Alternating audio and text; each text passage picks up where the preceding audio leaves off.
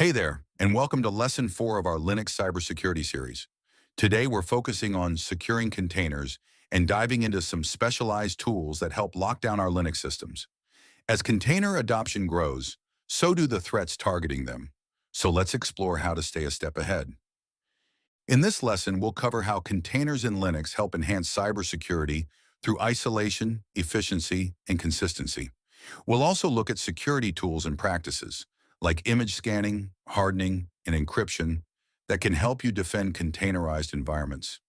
Think of this as your starter pack for securing containers from development all the way to production. All right, let's start with the basics. What exactly is a container? Think of a container like a secure, lightweight box that wraps around an application and everything it needs to run. Libraries, configuration files, runtime tools, and more. This makes it completely portable. You can move it from a developer's laptop to a testing environment to a production server, and it'll behave the same way every time. Now, here's why that's a big deal for cybersecurity. Consistency means predictability. When you know exactly how an app is going to behave, it's easier to spot when something isn't right, like unusual traffic patterns or unauthorized processes. Containers run isolated from one another, which means if one app gets exploited, the damage is contained. That's a core principle in security. Isolate, contain, and limit impact. And unlike virtual machines, containers don't need an entire guest OS. They share the host kernel, which means they're much faster and use fewer system resources. That also means you can spin up and tear down containers quickly, an advantage for patching vulnerabilities or testing updates in secure environments. But it also means you've got to harden the host OS because a weak kernel affects every container on it. Bottom line, containers help improve operational efficiency and security, especially when used with proper configuration, scanning, and access controls. Let's dig deeper into how containers work under the hood in Linux. They rely on key kernel features, namespaces, and control groups, or C groups. Namespaces provide process isolation, so each container thinks it's running on its own system. It can't see or interact with other containers or the host system. C groups, on the other hand, limit how much CPU, memory, disk I/O, and network bandwidth each container can use.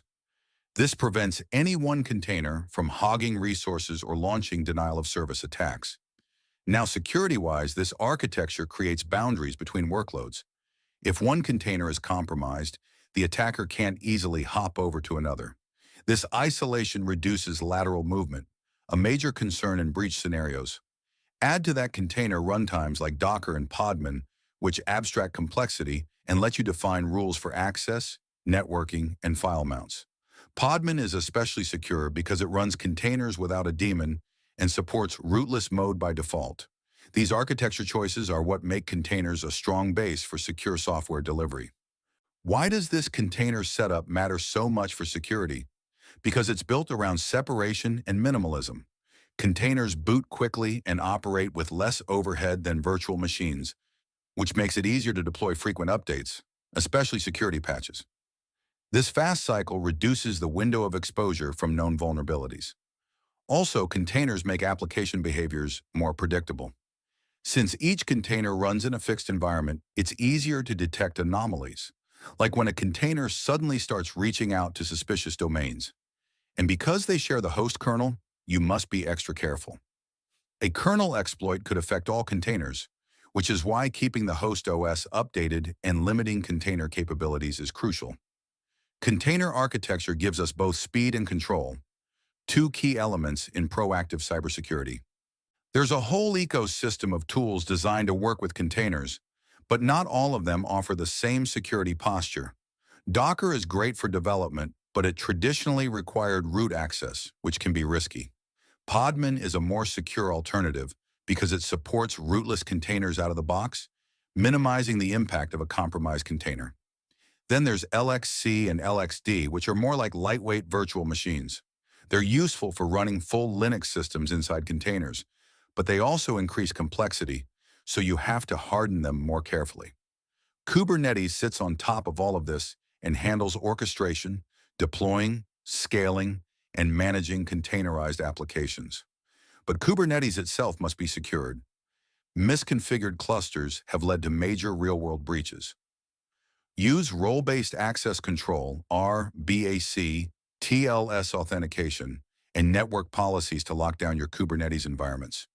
Each tool gives you power, but it also increases your responsibility. Containers aren't just about convenience. They're a serious asset when it comes to cybersecurity in Linux environments. The biggest win? Isolation. Each container runs in its own confined space, which means if an attacker manages to exploit one container, they can't easily access the others or the host system. That's huge for reducing lateral movement, basically stopping the spread of an attack before it causes real damage. Another bonus is that containers naturally support the principle of least privilege. You can configure each container to run with only the permissions it truly needs. Nothing more. That makes privilege escalation a lot harder. For example, you might have a web server container that doesn't need access to the file system or networking beyond port 80. By stripping away those unneeded privileges, you shrink the attack surface dramatically. And here's something else.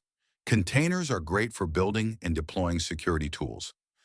Want to spin up a honeypot to lure and monitor attackers? A container's isolated environment means you can do that without putting your production systems at risk. The same goes for sandboxing suspicious software or running security scans. You're testing in a controlled environment where you can wipe everything clean afterward with no lingering impact. But remember, containers are only secure if you configure them that way. Misconfigured containers are one of the top security risks today. That's why things like image scanning, firewall rules, user permissions, and runtime monitoring aren't optional. They're essential. Used correctly, containers become a powerful tool in your Linux security toolkit. So let's talk about container image scanning and why it's such a big deal in cybersecurity. When you build a container, you're pulling together a base image and adding your app's code, libraries, and other dependencies. But here's the catch. You're also potentially adding vulnerabilities, known CVEs, outdated libraries, or even misconfigurations without realizing it. That's where image scanning comes in. It's like a security checkup for your container before it ever hits production. Image scanning tools inspect everything inside the container, from operating system packages to application-level dependencies. They compare what's in your image against databases of known vulnerabilities. If something's outdated or risky, they flag it right away. That gives you the chance to fix it before an attacker can find and exploit it. In modern DevOps workflows, scanning is most effective when it's automated. You don't want to wait until deployment to catch an issue. Instead, hook your scanner into your CI/CD pipeline, so every time you build a container, it gets scanned automatically. This shift-left approach helps reduce the time between discovering and fixing vulnerabilities, and it keeps your containers compliant with security standards. But here's an important reminder. Scanning isn't just about checking off a box. It's a core layer in your defense strategy. A clean scan doesn't mean your app is bulletproof, but it does mean you're not shipping known vulnerabilities into your environment. Combined with runtime security, access controls, and good patching practices, image scanning helps you stay proactive, not reactive, when it comes to container security. Bottom line, if you're using containers and you're not scanning them, you're leaving the door wide open for attackers. Make image scanning a habit. It's one of the smartest, easiest wins in container cybersecurity. Security scanning is a must for any container workflow. Containers often include base images or third-party dependencies that might have vulnerabilities, especially if you're using public registries like Docker Hub. And it's not just old libraries. Some images come with hard-coded credentials, exposed ports, or unpatched services. That's where image scanning comes in. It lets you detect known CVEs before deploying the container. This helps maintain compliance with security frameworks like CIS benchmarks or NIST standards. And it's not a one-time thing. You should rescan regularly because new vulnerabilities are discovered all the time. Think of scanning as your container's security checkup. Let's talk tools. Trivia is one of the easiest to get started with. It's fast, integrates with your CI pipeline, and scans both OS packages and app dependencies. Claire performs static analysis on Docker and OCI images, ideal for integration into registries. Anchor Engine offers deep inspection and can enforce policies like No container can ship with critical CVEs. Gripe and Sift work together to analyze software bills of materials, or SBOMs, which are becoming essential for supply chain transparency. Each tool has its strength, but the key is automation. Hook them into your build process so vulnerabilities get caught before they ever reach production. When it comes to securing container environments, image security is one of the most important layers, and it starts way before deployment. Think of your container image like a blueprint. If that blueprint has flaws, like unpatched software, hidden credentials, or outdated packages, you're basically building insecurity into your infrastructure from the ground up. That's why one of the best practices is to start with a minimal base image, something like Alpine Linux. These smaller images have fewer packages, which means fewer vulnerabilities. The smaller the footprint, the smaller the attack surface. Next, you want to integrate security scanning early in the development process, ideally right into your CI/CD pipeline. This is what we call shifting left in cybersecurity. Instead of waiting until production to find problems, you catch them right after the image is built. That way you can stop bad code from ever reaching your servers. But don't stop there. Rebuild your images regularly. Even if your app code hasn't changed, the libraries and dependencies it relies on might have been patched or found vulnerable. Rebuilding ensures you're using the latest versions with the newest security fixes.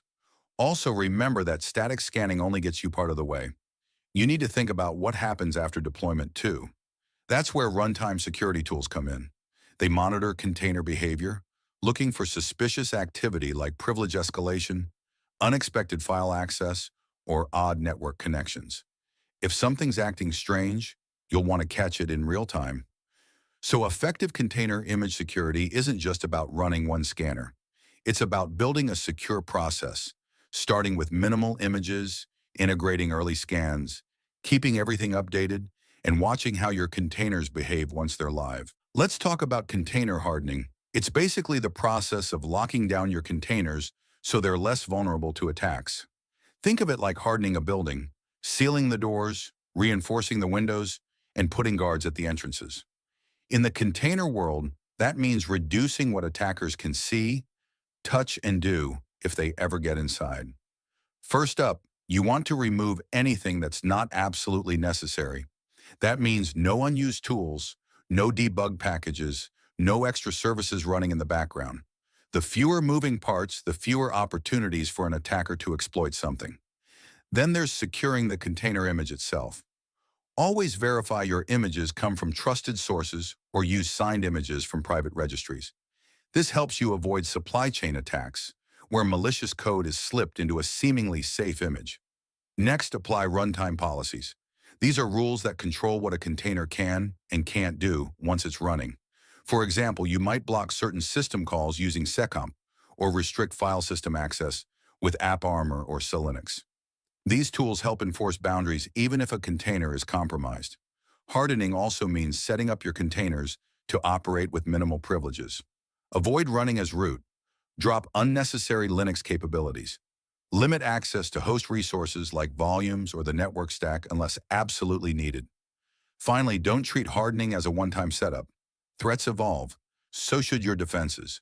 Regularly review your configurations, monitor container activity, and adjust your policies as your environment grows or changes. The goal of container hardening is to make your containers tough targets, resilient to attacks, resistant to misconfigurations, and strong enough to support secure operations in production. Start with less because less is more secure. Minimal base images have fewer packages, services, and tools, which means fewer vulnerabilities and fewer ways for attackers to get in.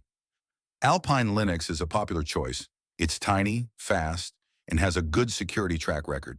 But minimal doesn't mean neglected. Always update your images regularly to get the latest patches. And be cautious with images from public registries. Check for signed images or use a private registry to control what goes into your containers.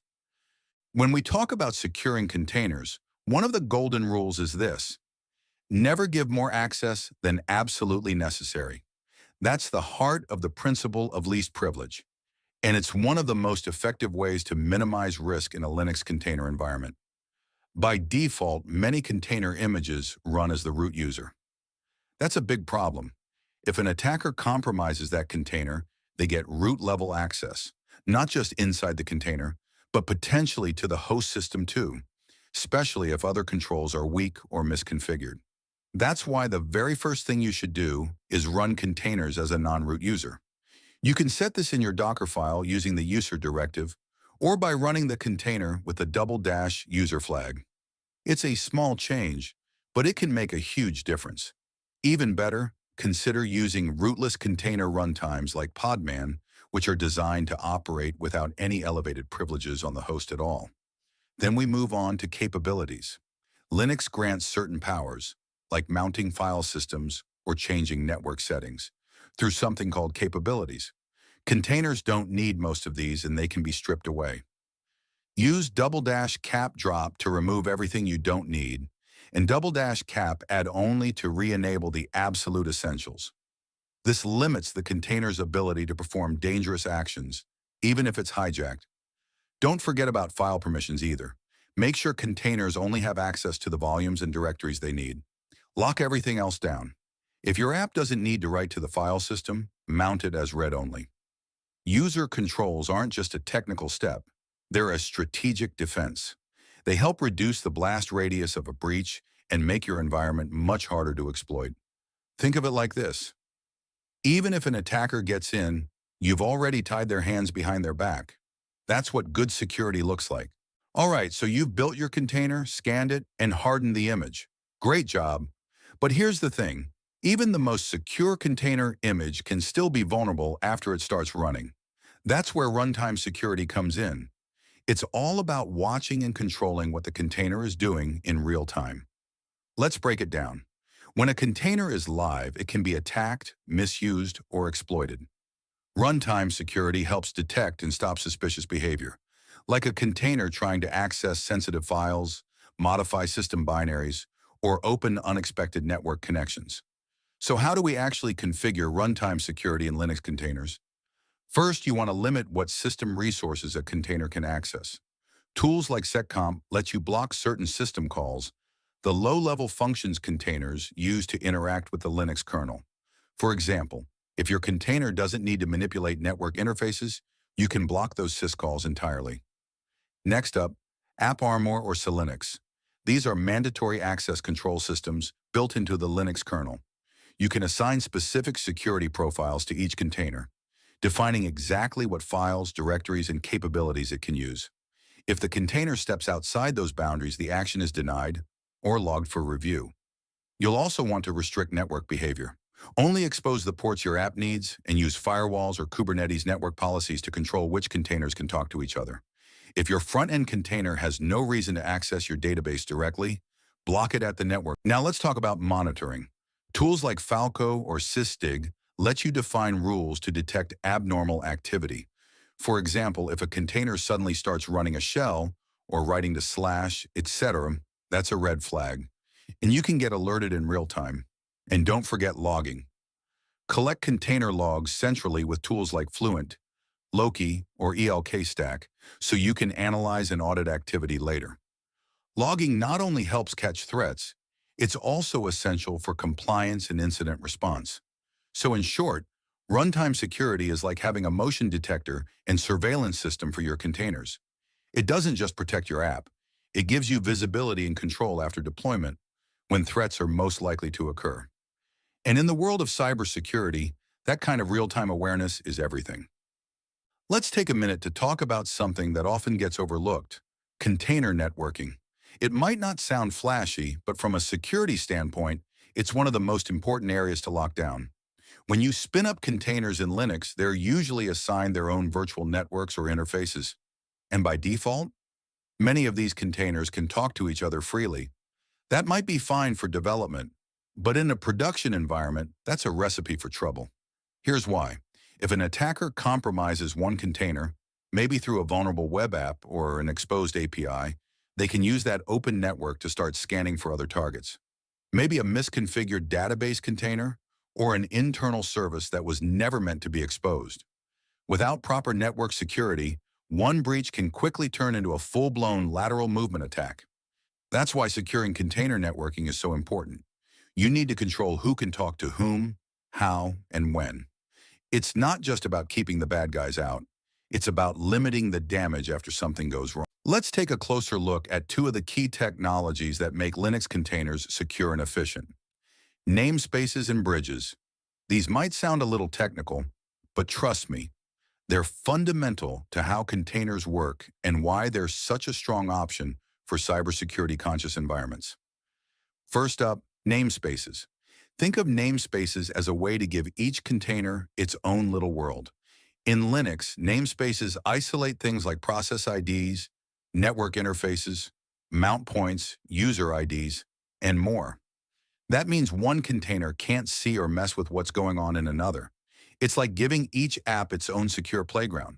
For example, with a PID namespace, each container only sees the processes running inside it, not processes on the host or in other containers. With a network namespace, it gets its own network stack, its own IP address, ports, and routing table. This isolation is a huge security win. Even if a container is compromised, the attacker is locked into a very limited space. They can't just snoop around the rest of the system or jump into other containers. Now let's talk about bridges. When containers need to talk to the outside world or to each other, you use a Linux bridge. A bridge is like a virtual switch that connects all your containers to a shared network interface. Docker, for instance, creates a default bridge network called Docker 0. It acts like a hub where containers can exchange packets. Here's where the cybersecurity angle comes in. By default, this bridge allows all containers to talk freely. That's not ideal in a secure setup. You'll want to create custom bridge networks with specific rules, or better yet, use firewall rules or network policies to control who can talk to whom over the bridge.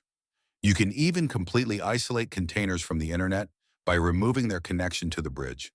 By combining namespaces for isolation and bridges for controlled communication, you get both separation and connectivity on your terms. And that's exactly what we want in a secure Linux environment.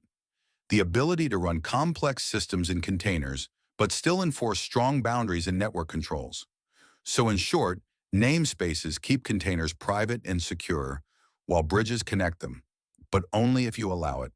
Mastering these two features puts you in the driver's seat when it comes to container security in Linux. In container environments, managing traffic is more important than ever. You should be explicitly defining which containers are allowed to talk to each other. Use Linux firewalls like IP tables or NF tables to create fine-grained rules around ingress and egress traffic. In Kubernetes, network policies let you restrict pod communication using labels and namespaces. You can enforce rules like only front-end pods can reach the API, which blocks unauthorized access and limits data exfiltration paths.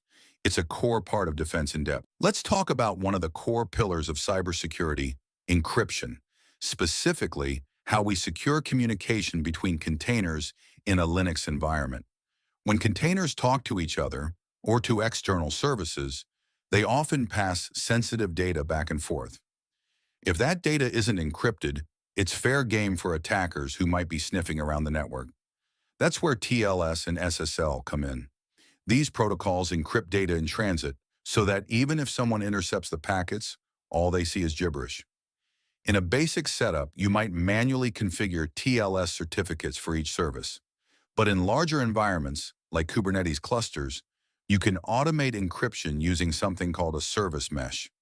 Tools like Istio and Linkerd handle the heavy lifting for you. They encrypt traffic between containers, manage certificates, and even enforce security policies for who can talk to whom, all without changing your application code. If you're dealing with external systems or private networks, it's smart to add another layer of protection using VPNs. They create secure tunnels that shield container traffic from the outside world, especially useful when containers need to communicate across different data centers or cloud environments. And let's not forget, encryption isn't just about confidentiality. It also supports integrity, making sure the data hasn't been tampered with, and authentication, confirming that the container you're talking to is actually the one you intended to reach. So in short, encrypt everything. Use TLS for basic container-to-container comms, layer in a service mesh for automation and scale, and leverage VPNs when your containers need to securely cross network boundaries. In a world where attackers are constantly looking for ways to intercept data, encryption gives you that crucial layer of defense. Now let's shift to logging and monitoring, two of the most underrated but absolutely essential parts of container security. Think of logging as your security camera footage. It tells you who did what, when, and where. And monitoring? That's like having a motion detector that alerts you the second something unusual happens. In a containerized environment, these tools help you detect attacks in progress and investigate what happened afterward. Start with network monitoring. Tools like Cilium provide deep visibility into container networking. You can see exactly how containers are communicating, who's connecting to what, on which port, and how often. This is gold for spotting things like data exfiltration attempts or unauthorized access between pods. Then there's Falco, a runtime security tool that watches what containers are doing at the kernel level. If a container suddenly spawns a shell, accesses sensitive files, or makes a weird system call, Falco flags it immediately. You can even set up alerts to notify your team in real time. For deeper analysis, tools like Wireshark and TCP dump let you inspect packets down to the byte. These are great for incident response or forensic investigations after a breach. But for everyday use, you'll want something more automated. That's where centralized logging comes in. Tools like Fluent, Logstash, or Loki collect logs from all your containers and pipe them into systems like Elasticsearch or Grafana. With good logging, you can correlate events across services, track attacker behavior, improve compliance with regulations like HIPAA or PCI DSS. Bottom line, if you're not logging and monitoring your containers, you're flying blind. You need visibility to respond fast, audit actions, and build trust in your system. So make it a priority. It's not optional in a secure container strategy. To wrap things up, containers can be incredibly secure if used properly, but they're not secure by default.